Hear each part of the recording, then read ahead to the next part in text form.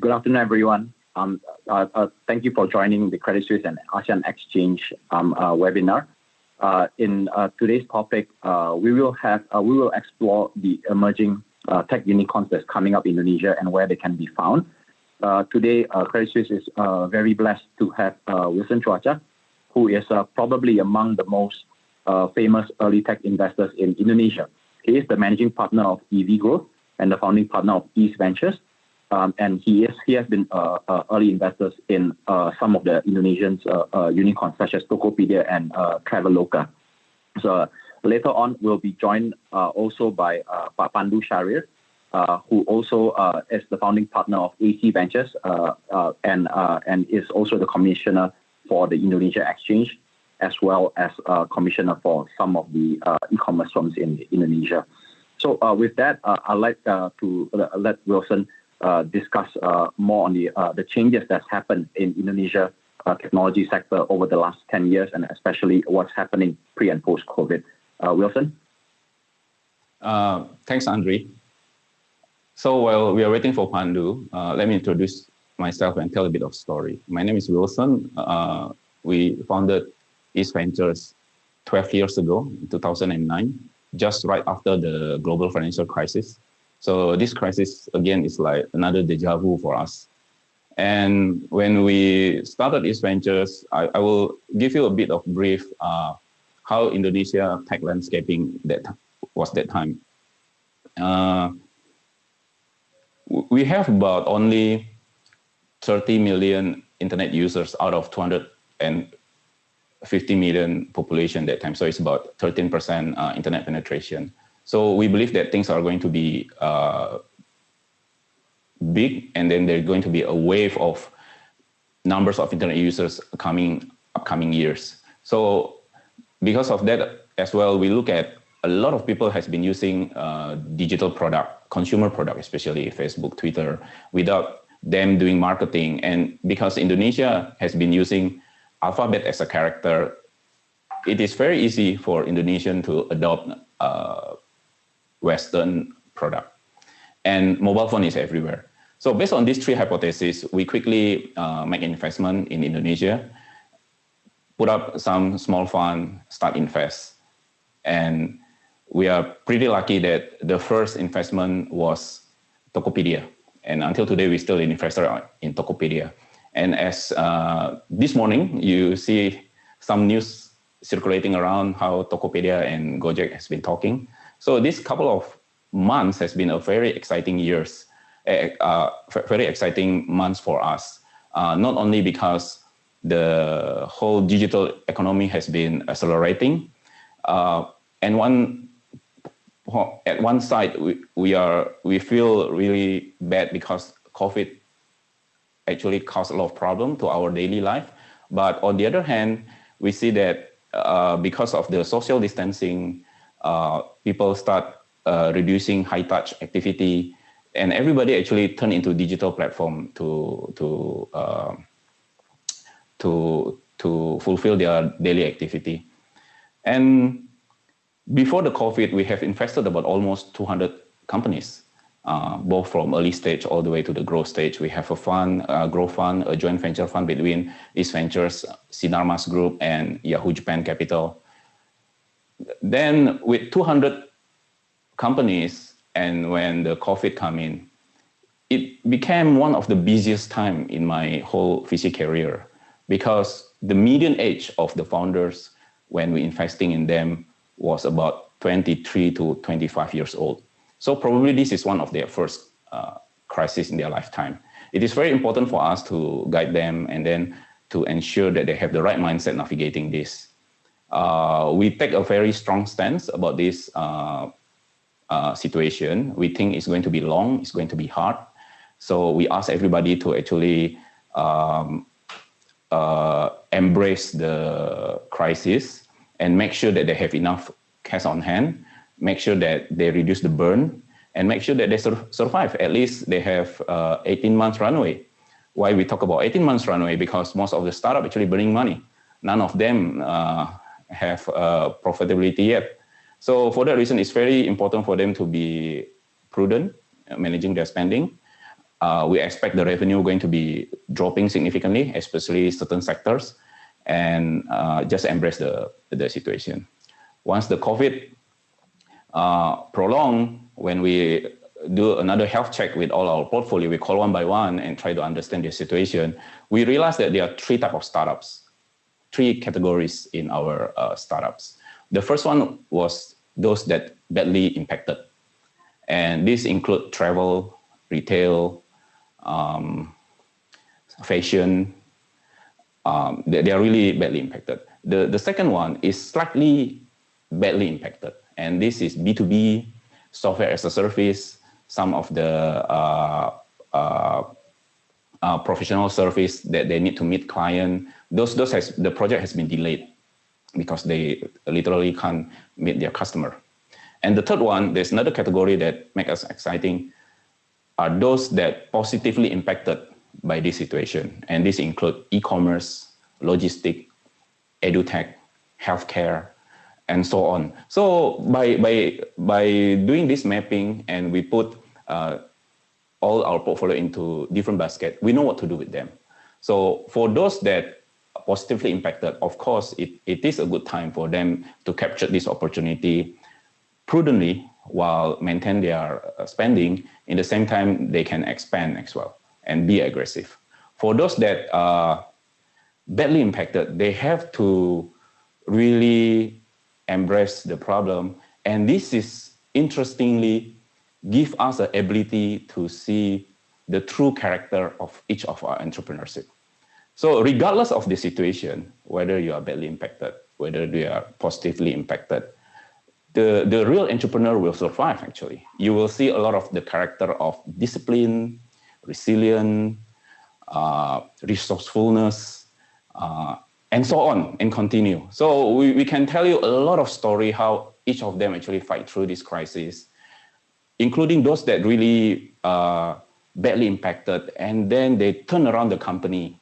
For example, like Traveloka, I still remember in April and May, the revenue actually dropped to zero. It's like literally zero. I mean, it's very heartbreaking to see $1 billion numbers and then suddenly become zero. But I think the company really take a very quick action. They do all the necessary restructuring. They make sure that the company run efficient. And as of today, they're almost profitable. While the revenue haven't back to pre-COVID, probably we are at 60% to 70%. But the company is so efficient and they still can do a lot. So we can tell that before the COVID, actually,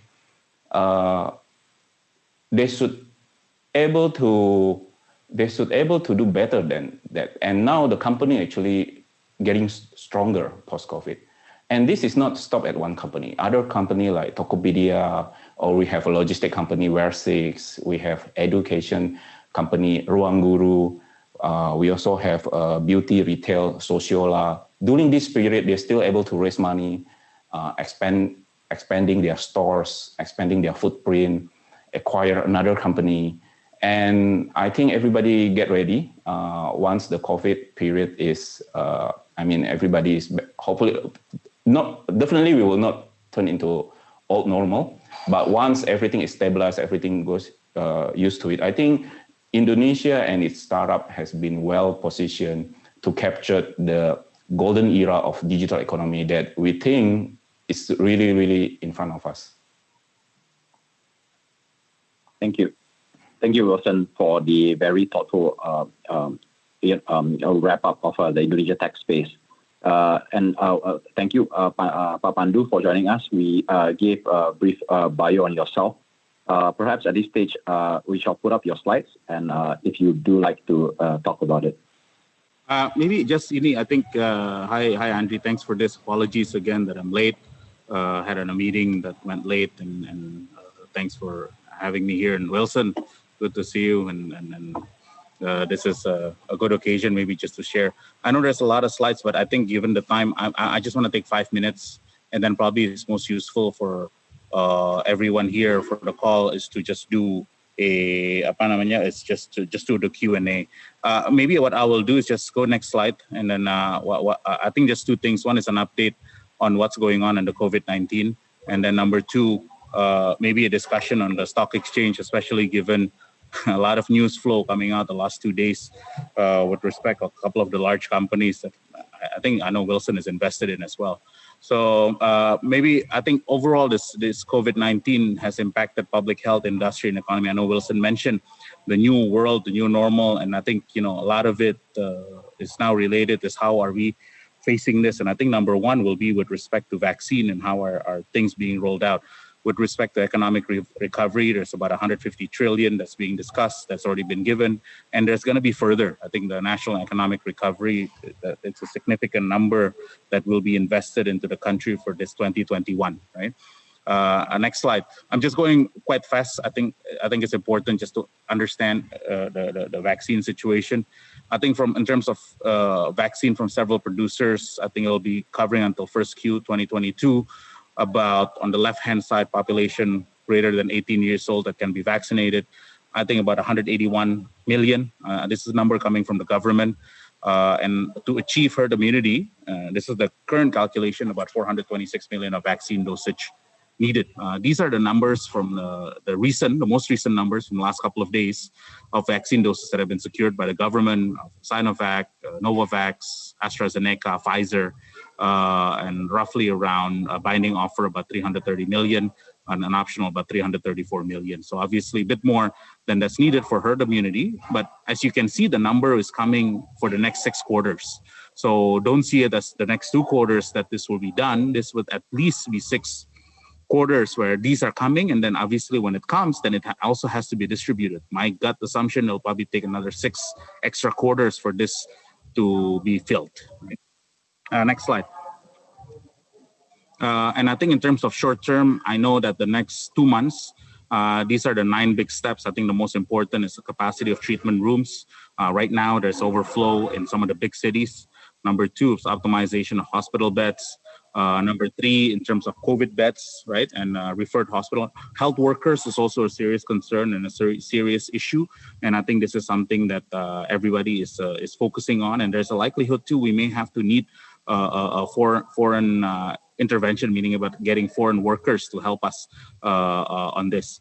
And lastly, with respect to the health service referral system is being changed. The implementation of the COVID management system is also being changed. And turning public care rooms into COVID-19 treatment. So I think the most important message here, this is, I'm not here to scare anyone, but this is the way it looks. It's almost like war, right? A war on COVID. So, everybody's focus is on this. And I think it's the right focus to be in to make sure that this health crisis no longer become a full-time crisis for the full year. And I think it's the right way. The mindset of the government today is very much focused on handling this upfront, right? So I'm actually quite encouraged by how fast this is moving. I'm gonna go, can we move on the next couple of slides? Next slide, please.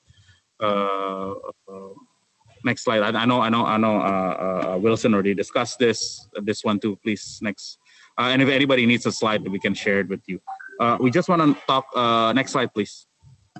Sorry, I know there's a lot. So this is probably stop here. So the opportunity for Indonesian tech companies, and this is an argument that obviously I spoke to Willson too the last 6 months since I've been appointed as the Stock Exchange Commissioner, is look at how deep the public companies, the public market is. And if you look at number of IPOs per year, in terms of numbers, Indonesia is quite good of producing numbers. But obviously, if you look at the total value of about 1.1 billion, it's actually small IPOs, right? It's not even in comparison to the value of the PE and the VC deals and funds raised in the last 3 years. I mean, essentially every year you have about, as small as 1.5 billion, as large as 3.5 billion of companies being raised in the private market. And if they are part of public companies today, some of these tech companies, Gojek, Tokopedia, that was, there's a lot of news flow out of that this morning. They'll be probably ranked as part of the LQ45, as part of the index. Traveloka, Willson mentioned before, it'll be ranked 20th as the 20th largest companies in Indo. Bukalapak is another company, is probably ranked in the top 25. So these are large-scale companies, right? If you look at it in Indonesian scale. In fact, I would argue once they go public and people see the benefit and the numbers they have, these numbers potentially will go north or potentially much higher than where it is today. Next slide. And if you look at Indonesian stock exchange composition, the last 10 years, the one thing, and this is where, it gives me a little bit of a want of having more tech companies, there hasn't been much change of the tech companies in the last decade.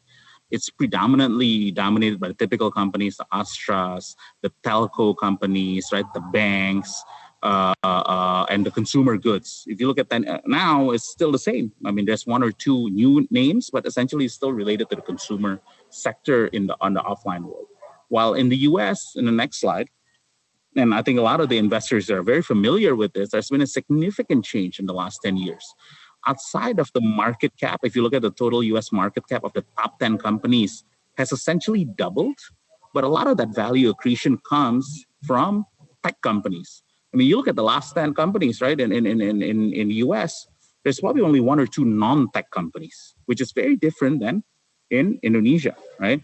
So, that's probably where I think it's quite important for us. I want to stop here because I think there's a good slide to kind of stop and just kind of pause and say, hey, there's a lot of opportunities for a lot of these tech companies in Indonesia where has taken a lot of market share from offline players. And when they're listed, investors in the public market can see it.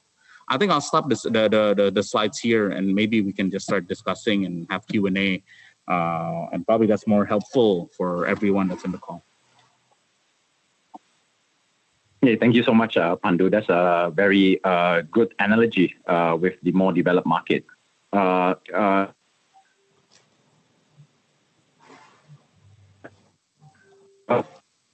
I'd like to start it off, right? I think Pandu, you made a very interesting point on IPO listings there. I just want to see your thoughts, especially as a member of the committee, right? With regards to the potential regulation that need to be changed, in order to incentivize listing Indonesia, knowing that we have ongoing barriers. Yeah. A couple of things. I'll just highlight three things. One is with respect to founders' tax, founders' shares, and with respect, there's two. One is economic, the other one is control. Okay. With respect to economics, I think being listed in Indonesia would help, especially if you're established as a PT. The founders' tax is 0.5% plus 0.1. I know a couple of founders have asked me about SPAC, right? And I know CS is also working on one SPAC with an Indonesian entrepreneur. But essentially, a SPAC, if you're an Indonesian PT, you cannot avoid the capital gain tax, right? And the way the capital gain tax is being set up is based on the book value of the business, the PT, versus the market value.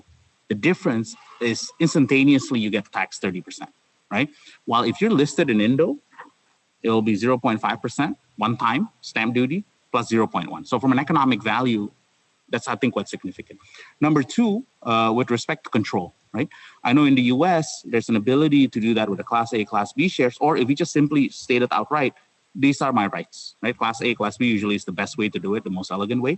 In Indo, it's almost like having a, the Indonesia Indosat is a good example, where Indonesia only has 1% of shares, but they essentially have a strong control voting rights where they can say no, right? It's almost akin to that. Yes. So I know within OJK, this is actually a particular important issue for founders. It is being discussed and it's already part of the, rulemaking discussion. So there is going to be obviously something coming out just on this. Okay, so that's number one. Number two, and I think this is also an interesting one, being listed in Indo or outside of Indo, is that local investors, to be frank with you, they don't know yet how to value tech companies. There's not enough education how to value a Tokopedia. How do you value even Traveloka, right? What is my comps? So I think their followers, the likelihood of having a dual listing, maybe, right? And again, I'm speculating.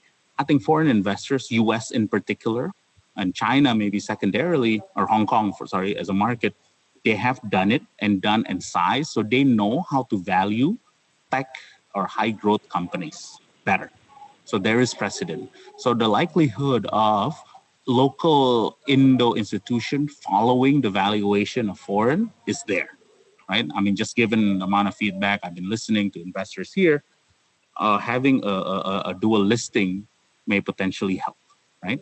So that's probably, the two issues that's probably is top of mind is one is in terms of founders, both in terms from an economic perspective and a governance perspective. And number two is with respect to a valuation, right? And then obviously the discussion whether to do a listing outside vis-a-vis local or do both, right?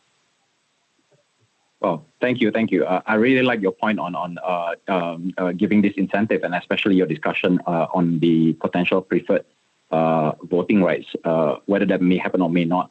Although, Pandu, I would actually think that if the foreign investors do want to invest through Indonesia listing, that's doable as well. It seems like there's just a fear of that it's better to invest in New York or what else. But we do have the platforms here, right? So actually, with that, I just wanted to get Willson's and Pandu's thought as well. A lot of the notion is that you have to be a certain size and then you go for listing, right?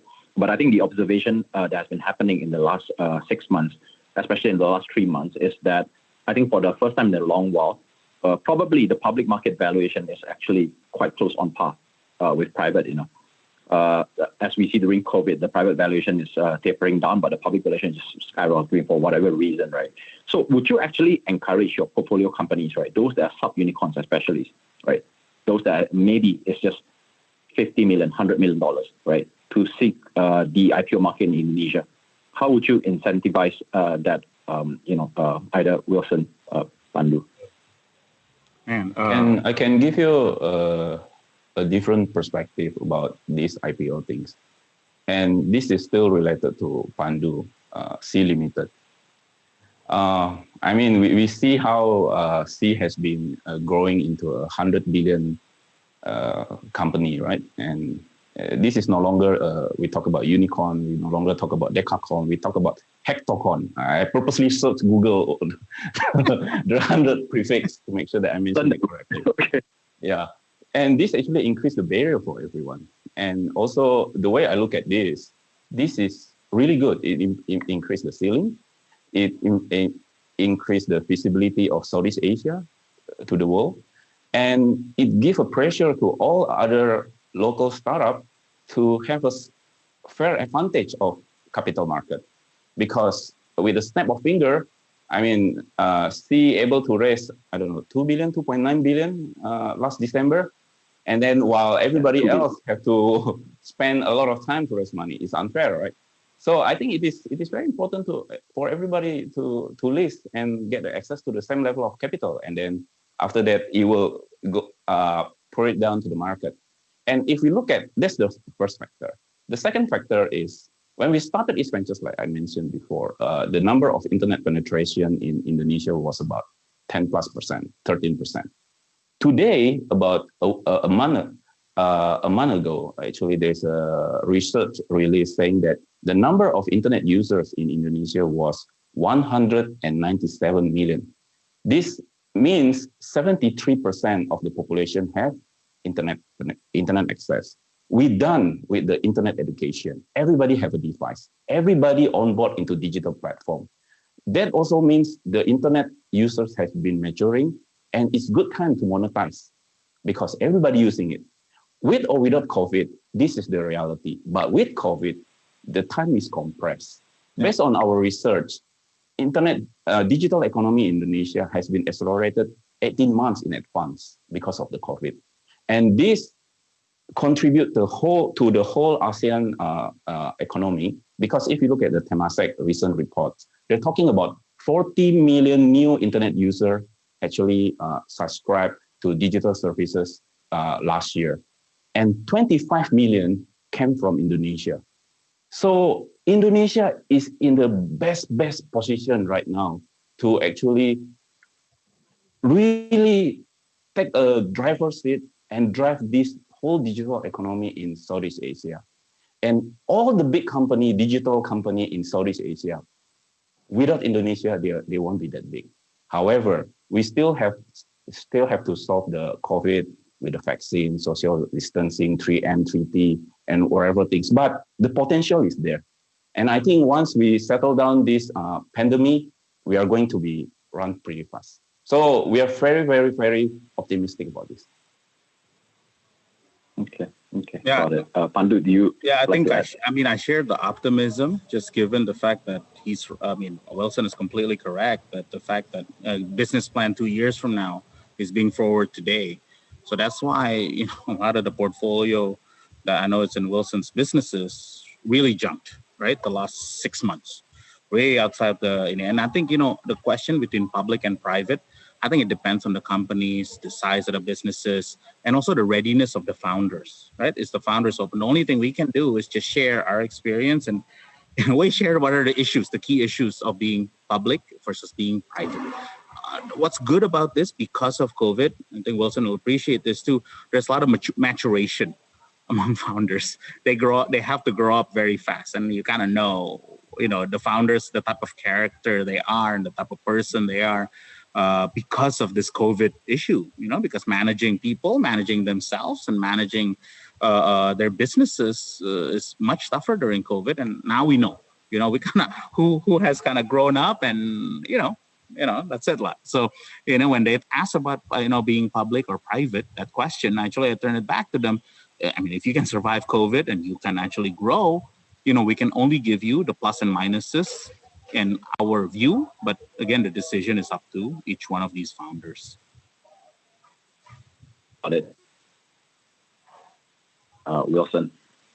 Yeah. We have a specific question from the audience, and this is directed towards Willson, but perhaps Pandu can share if he has within this segment as well. The question is on COVID has upended the concept of working in office, with some companies considering a hybrid model or a permanent work from home. What is your view on its effect on co-working space and the future of co-working in Indonesia? This is very interesting questions here. So the way we work, I think, changed forever, simply because now everybody used to web meeting using Zoom or Microsoft Teams. But do you still need office space? I think, yes, you still need office space. So we will see more and more hybrid type of working arrangement. And one trend that we start pick up from the market was decentralization of office. So instead of everybody come to a central office, a lot of companies now try to get a space close to their staff resident, because it kind of like more efficient, and some of the staff actually prefer that way. So that there are going to be a lot of changes on how the office space is going to be distributed, the footprint of the office space. And then there's another trend that we look at it was the work and life balance. I mean, you see the hobbies, e-commerce transaction actually like increased significantly during this COVID, because not only people have more time because now they work from home, but they have to balance out their working time at home. It is very hard, to be at home and still working, and just switch your mind between look at your kids and then look at your monitor. So yeah, you have to do those stuff. Yeah. So I think it will change forever from now on. Got it. Thanks for that. Maybe it's a good segue as well, since we're talking about segments, right? Just within the spaces that you have looked at, which particular space is extremely interesting for you guys? Is it more warehouse automation? Is it AI, or is it simply digital banking? So I just want to get your general thoughts, both having a huge experience on this. So I can. Oh yeah, go ahead. No, please, go ahead. The general theme is that anything high touch, definitely we have to digitalize it. So high touch healthcare, elective healthcare, if we can digitalize it, we digitalize it. Education, if there is a way to digitalize it, not easy, but we will digitalize it. Trading, commerce. But once you go into that, then there's a sub-industry that will follow as well. Logistic, supply chain, distribution, yeah. So I think it's almost everything you can digitalize it. Workforce automation, workforce monitoring, office efficiency, and everything, yeah. So I think digitalization will be here to stay for very, very long. And we are going into another new era after this. Yeah. Yeah. I think just to add on Wilson's comments too, given COVID, and also I think COVID is here to stay, meaning that I think the chance of getting COVID 99 point something %, as long as you get vaccinated. I mean, getting vaccinated essentially you're also gonna get COVID depending which vaccine you take. But I think it does change, and at least specific for Southeast Asia and in particular Indonesia, the big upside, if we are adapting this fully or thoroughly, the idea of this country becoming a much more efficient potentially is there, right? And that's a big upside. Willson mentioned everything that we touch that are high touch being digitized, but that's almost every touch of life, right? Because the way our culture is, we're all high touch here, right? The fact that the process of working today, and the fact, imagine the way we're doing this conference is using video conference means, right? I think this is a irreversible trend in a way, right? If we can avoid not to enable, essentially we'll do it, and a lot of the process of working too will be digitized, right? So the idea of becoming more efficient is there. The only thing, obviously, that's important too, the culture of us of meeting in person, etc.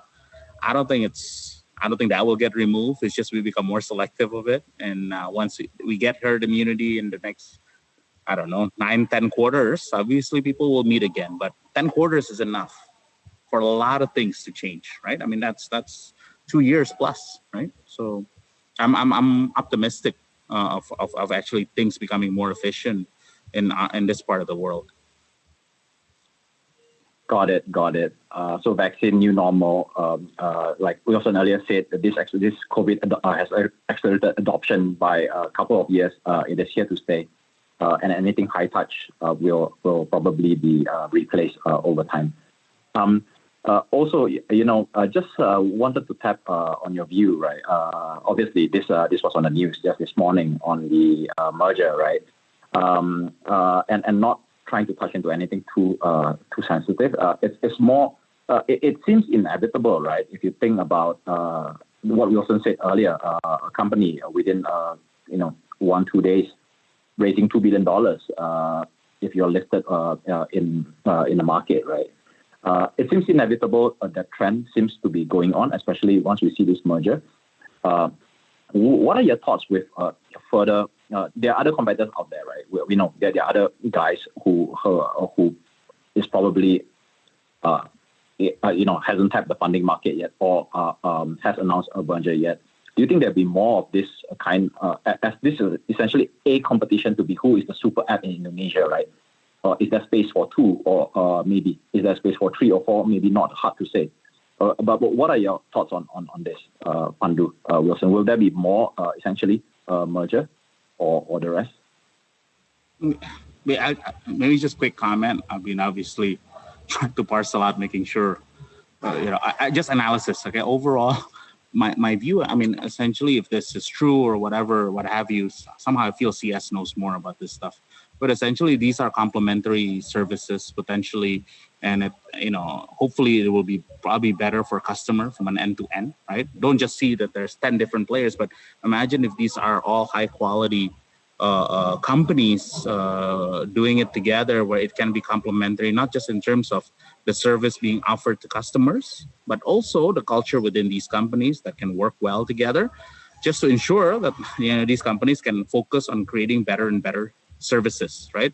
And this is not the first. I mean, for Indonesia, yes, maybe it's the first time in technology, large companies trying to think together, but this is not unique. In the US, in China, this has happened, and it will continue to happen. It's just part of business evolution, right?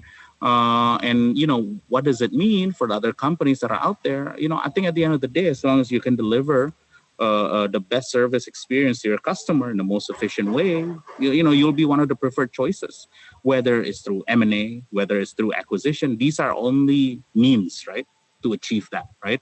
The most important, obviously, from a investor perspective is where the culture, will it fit? The organization structure, will it fit? These are the things that, outside of the economics, right, of it, right? How will that be 1 + 1 can be equal more than 2? I mean, that's kind of my way of answering a very difficult question. Yeah, not sure if Willson want to add to that. Do you see more merger or listing activities accelerating in the next 1-2 years? Yes, I think it will be more and more. And in fact, we have been trying to consolidate some of our portfolio as well. Yeah. And for those big guys, I think how the rationale between Grab and Gojek merger or Gojek with Tokopedia merger is slightly different perspective, right? Because Gojek and Grab is about cost efficiency, while Gojek and Tokopedia, we can see that the possibility of expandability. So it's a very different perspective if this happens. But either way, it's okay. I mean, I hold some of their shares, so I'm okay wherever they work together. yeah. Obviously, as long as we wave, right? Yeah. Of course, no, that makes rational sense. We have a question from the audience. It's more of a assessing founders type of question. In COVID, I mean, you will see the different type of founders, right? And how some are resilient, some will need more help. What are the three things that differentiate, a founder during this period? You think that differentiate a strong founder? Will, you want to go first? Okay, this is going to be a very long discussion. I think the true character of the person come out during the crisis. The crisis brings clarity. You can see the integrity of the guy, how he handled the situation, because every day, actually, they try to make a very hard decision. Self-awareness becomes very important, and all the founders need to find their core, their personal core strength, what is really core to them, what is the core services that the company can deliver. And it's very clear they have to differentiate between essential service and non-essential service.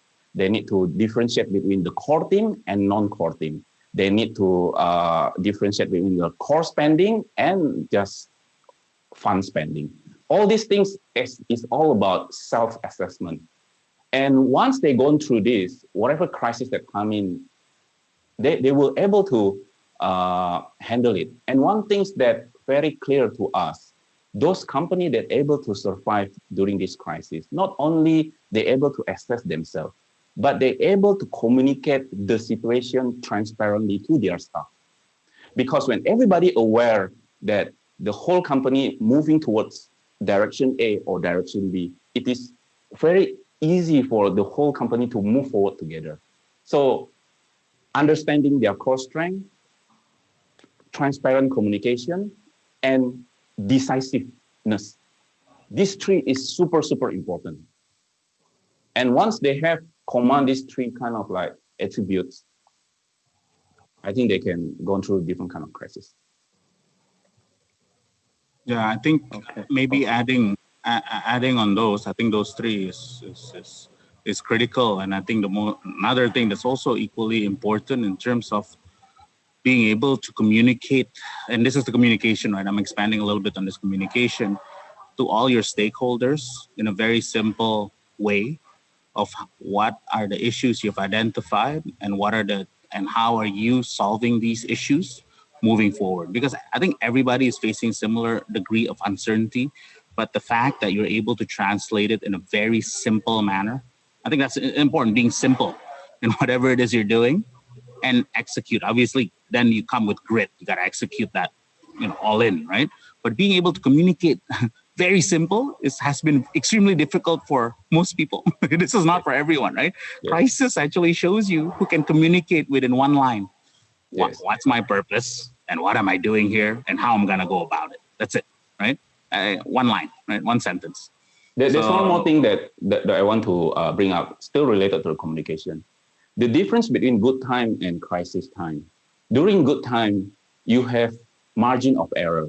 When you make mistake, you are forgiven. When you make mistake, you can hide your mistake. But during crisis, the margin of error is very thin. You can't make mistake at all. And no way for you to hide those error or mistakes. And some of the company that fell during the crisis, not because the company being hit badly by the crisis, it's because before crisis, the company has been managed badly. So crisis only brings the clarity and bring them down. No more comment. That makes perfect. That makes perfect sense. So weakness that has always been there before is revealed. And many points were mentioned. Self-reflection on the founding team as well as the company. I would guess transparency and communication, a simple way to do it. Great as well, resiliency. So quite excited to see if these companies can go to the next level. Again, I guess to follow up on that question, this is not from the others, but from myself, right? If we look at, unfortunately, as Willson pointed out, we do uncover some weaknesses in certain companies, right? And founders who probably did not manage to deliver, whether it is because of their fault or some external forces, right? But what are the key learning lessons from PCs such as yourself in terms of identifying weaknesses in founders? During the good times, obviously, it's easy, right, to ignore this, as you pointed out, Willson. But during the bad times, it's all uncovered. But what are the learning points here in terms of how we identify weaknesses in founders?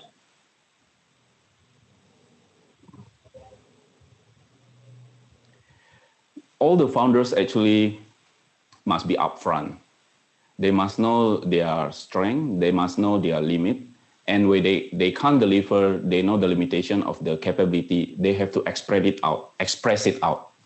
The moment they express it out, us as an investor, as a board member, as an advisor, we know how to help him. But many of the founders, because they hold everything to themselves and they try to maintain their, their looks, maybe, try to look good.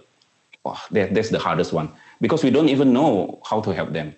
So it is very important actually to be upfront. When they can't do it, they say, I can't do it, what will happen? When they make mistake, just admit it, I made mistake, can we solve it? By doing that, I think it will be very helpful. Yeah. It's called being vulnerable. It's very difficult to be vulnerable, especially because a lot of founders mistaken being fundraising, you gotta be the best at everything. But between fundraising and running a business, we're not perfect. We're not perfect. Obviously, both Willson and I are not perfect, but we kind of have to admit what our strength, our weakness, and being vulnerable. Again, I know this is an investment conference. Being vulnerable is a separate discussion. It should be in a different conference. But it's about personality and philosophy. No, it's a philosophy, because essentially, the best founders, they know. And we as whatever, investor, friend, board member, whatever, we know, right? Well, what are the things that they need help, and they'll be upfront about it, right? And they said, hey, can you help with ABC, because I just don't know. How should I go about this? What are my choices? Those are actually conversations. When you have those type of conversations, you kind of know that, hey, man, I'm betting with the right guys. And it's actually not many, to be honest. Even among the companies, I've invested in, there's not many that actually talk that way. A lot of times it's come with a list, like an email list, which, to be honest, I hate. I'm like, having a proper conversation said, this is what I'm trying to do, but this is my weakness. How should I go about it? Or these are the things I really need help in, right? Those type of constructive dialogue has to become, at least for me, more rare. It's only to the certain few you're having that type of discussion. At least to me. Maybe to Willson, they opened up more.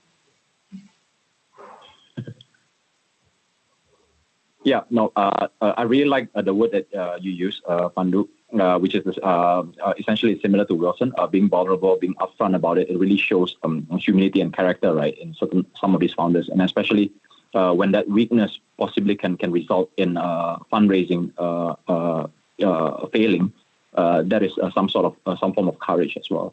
With that, right, I just wondering if you both would like to give closing remarks. In order to encourage the investors, the public and private banking investors that we have here on Indonesia investments in tech. Any of you can. I think probably if there is two key some takeaway that you want to remember, Indonesia internet, I think, is maturing. because the number of internet penetration has been hitting 70+%. We have a hectocorn right now. So unicorn, decacorn, I think it will be easy. Huge potential. When we talk about talent, while talent is always a challenge, but I think Indonesia digital ecosystem is one of the most robust ecosystem in Southeast Asia. And Indonesia is well positioned to be leading in this digital economy in Southeast Asia. Even before digital economy, I mean, 1/3 of GDP of the Southeast Asia actually come from Indonesia. So by this digital economy, even we can accelerate things. And it never been, you can't time the market when you want to invest in Indonesia. So to me, I think you have to act now, because if you wait, then you'll be too late. Why? Because when things become obvious, it means you are too late. Yeah, I mean, with Willson, I think, we're structurally bullish, and I'm structurally bullish on what's happening in Indonesia. And this goes across, right? If you talk about technology, obviously the private market has dominated the technology side. And I think it's just eventually a matter of time that it will enter the public market, where then you will have an ability to express your view, both in private and public markets, especially for the clients or the friends of Credit Suisse here. I would say we're still in the early stage. Obviously not as early as what it was or 5-6 years ago, but this is a stage where it's becoming more interesting, and the development is actually becoming faster because of COVID. And one thing that's also important about Indonesia is that I think everyone, from the government, those with the power to be, are actually buyers of the benefit of technology for the country. And that's actually, maybe it's unique, but that's something that's actually been very obvious from the very beginning. And I think it'll continue to be this way. So, that's why, my view is that on the short term, I'm obviously bullish, and hopefully in the long term too, the benefit now is being seen clearly, right? So for investors, I think you're right, the time is now. The question is, how do you express yourself in terms of investing in the technology sector in Indonesia? And I think, hopefully we'll have one of these, one of Willson's companies to become public soon. And that's one way of expressing your view in the technology sector. Thank you for those concluding remarks, Willson and Pandu. I guess my one key takeaway is act now. But okay, that's a good one to take for the audience. With that, just like to take to again thank Willson, Cuaca, Pandu, Sjahrir for being here today and sharing their knowledge. And we would like to end the day 2 of the ASEAN Conference webinar. Have a good rest, everyone, and have a good evening.